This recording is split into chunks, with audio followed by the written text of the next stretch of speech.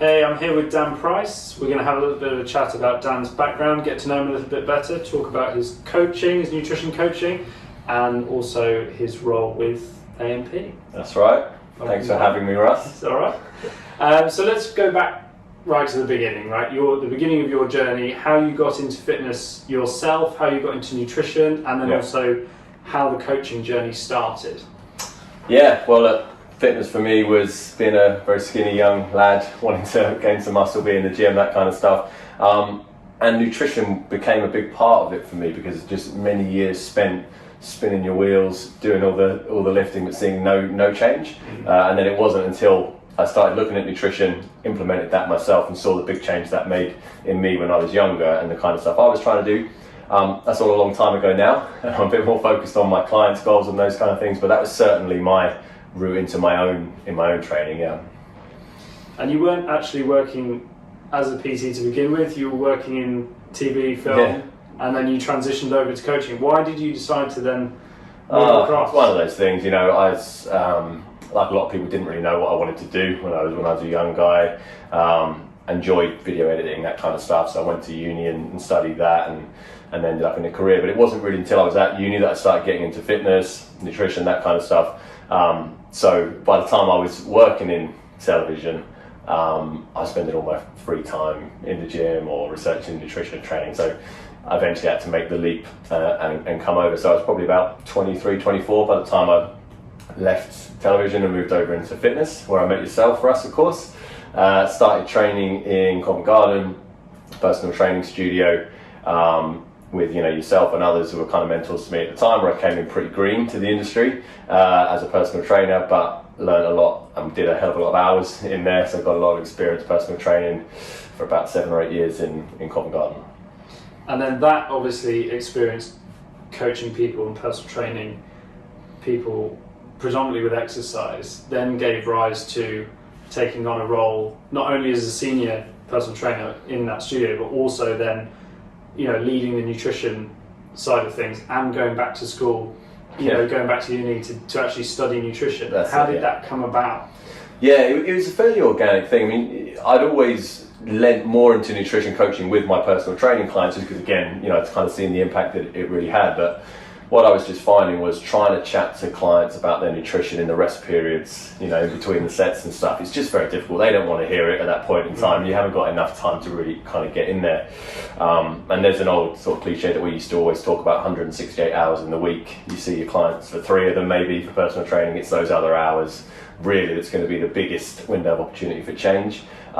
And that for me was just made abundantly clear by some of my clients that were coming in giving 110% in the sessions, always working their hardest, but just weren't getting the results they were looking for because some of those nutrition habits just weren't there.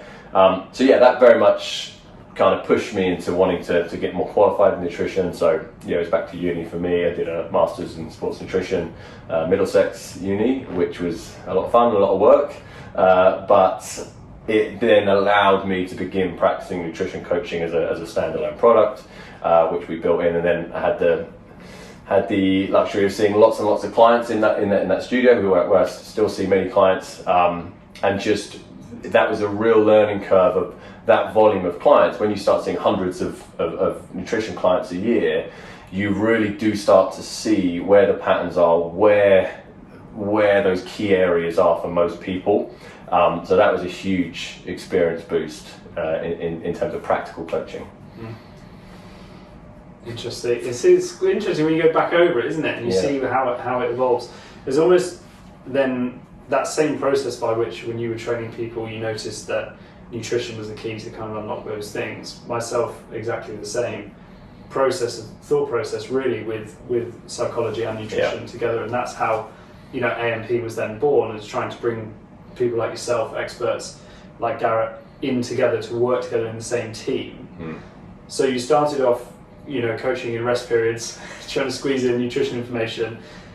What does working with Dan Price as a nutritionist now look like? How, for people watching, how do you work with your clients now, and what does a session with you look like? Yeah, I think that's a good question. The answer I'd like to give is everything's completely tailored to the individual, which of course it is. And some people are going to be much more kind of numbers driven or that kind of thing, while other people much more habit based driven. Some people's goals are very much aesthetics based. Some people's goals are more about kind of holistic approach to health. Of course, it's going to differ for everyone. But the main thing I'm always trying to do with people is actually make stuff as clear as possible. And I never like to say easy, because this stuff isn't easy. Weight loss is not easy. It's very, very difficult to do that.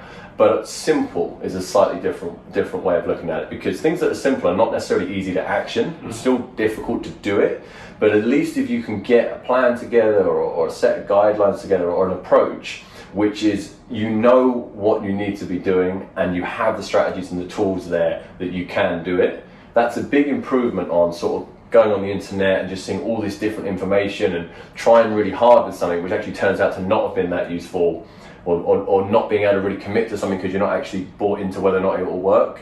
So it's that clarity and simplicity that I always try and bring to the client, whether that is something, for a really specific goal with body composition, or if it's just someone trying to get into a bit of better habits. It's trying to, demystify a little bit and focus on the big winners of opportunity. Sounds good. Sounds right. No, it sounds great. I think that level of support is rare and rarefied, and therefore very, very valuable, and has a massive impact on people's lives. And that's certainly what my experience of being coached by yourself is as well. I've obviously been fortunate enough for you to give me some advice on my nutrition, particularly regarding cycling and endurance training, and that was obviously a performance specific goal. Yeah. But really, really helped me to take my nutrition to the next level. And from the outside, of course, looking in, people say, "Oh, you should already you should already know this stuff." But it's not knowing it; it's doing it. It's that simplicity. It's somebody providing the direction, the guidance, and the sort of support, if you like, to really press the go pedal. So it does make a massive, massive difference.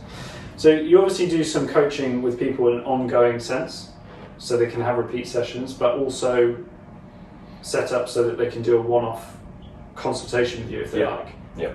And what do those two? What's the difference for you and for someone watching, if they were interested in booking into one of those? What are they? Yeah, good question. I think for me, if I just in a one word or one liner, what the main difference is it is the accountability side of things. Okay, so with that standalone nutrition consultation, the way that works is we'll come in whether it's 60 or 90 minutes, or as long as we need to get to the bottom of it. What I'm trying to do is get a good feel from you of exactly what the goal is, where your start point is at the minute, chat through what you're currently doing, and then from there identify where the barriers are, and with you, so it's fairly collaborative, build a plan that will work for that goal. Okay, so it's going to look different for everyone, depending on what the goal is and kind of where their start point is, what they're willing to change, willing to not change. But we're going to build that plan, which I then send through to you as a comprehensive kind of nutrition plan. Worth saying, I'm not big on 100 grams of this, 20 grams of that. It's more to do with, here's some really sensible recipes that are going to work for you. Here's some options, on the go. Do you need to grab something from Pret or wherever, nutrition plan, it sounds a little rigid, but it's an approach for that individual. That set of notes, that nutrition plan is there, that if you were to follow that and you were able to stick with that, my job is to make sure that should be there so you can actually get that goal. Yeah, so me trying to give everything I can, one set of notes, there you go, run away with it. Of course, a plan is only as good as someone's ability to stick to it.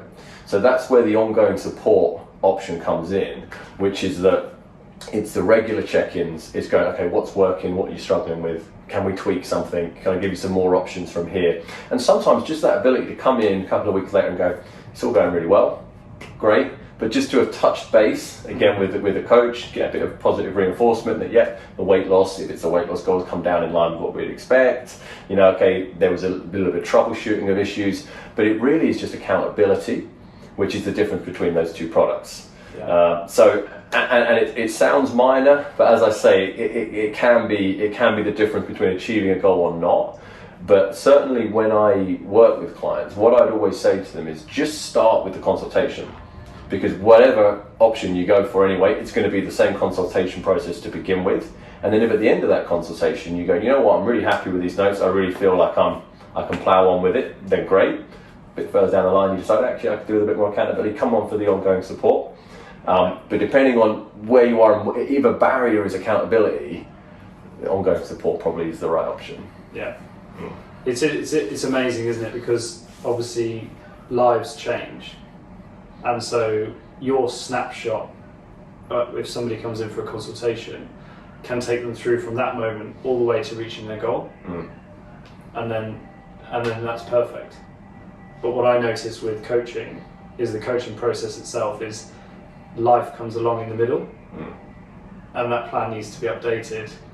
And actually, it's very difficult to become fully self-sufficient sometimes in that time. Yeah. And so people might actually, by achieving their goal, completely change the plan that they need going forwards. And that's the beauty of, I think, an ongoing relationship with your coach. Yeah. And that's something that's obviously, massively important to us at AMP. 100%. Yeah, I mean, just because of how my career has gone, I've spent a lot of time working with clients who are actually training with other personal trainers. So what I'm getting is I'm being brought in as a consultant. I'm working with that client and I'm trying to give them everything they can have there in that one go to go get their results.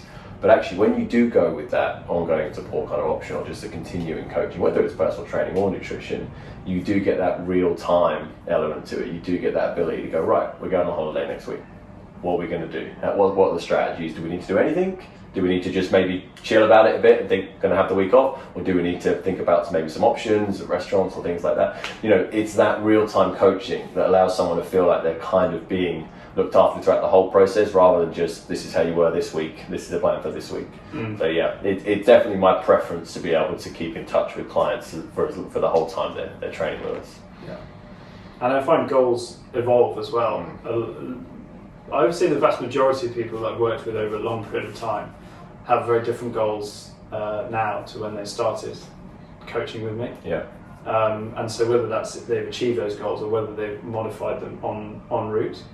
So if somebody comes in to see you for a one-off, but they then still want to be exposed to kind of information that you've given them in that consultation, they want to be able to be continually inspired, and they want to have access to things. Obviously, we've got the AMP community app as well.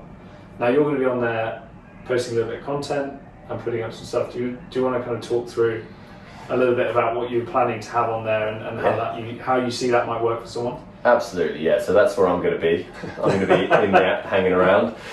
So yeah, look, we're going to be putting up videos of us chatting about topics, and I'm going to be posting articles and some recipe ideas, those kind of things in there. But what I'd say is I'd just encourage people to use the app, to comment on articles if you've got questions about it, to use the message, message me on there. If you've got questions, use it. I'm in there to help. So whether it's that we address those questions in a bit of a Q&A every week, or most of the time I should be able to just get back to you there and then and answer it.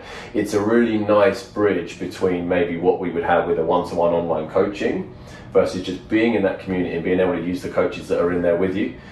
You may find that with those articles, we've got some really comprehensive articles in there about setting up a weight loss plan, all sorts of resources about strength training, that you may find that's a good option just to keep in there and be able to touch base with us guys and ask questions as you go. So my advice is use the resources that are there and ask some questions. It's like a sort of self-serve buffet of well-being information, isn't it? Absolutely, yeah. And we're just hoarding the all you halls can eat. in there. Yeah.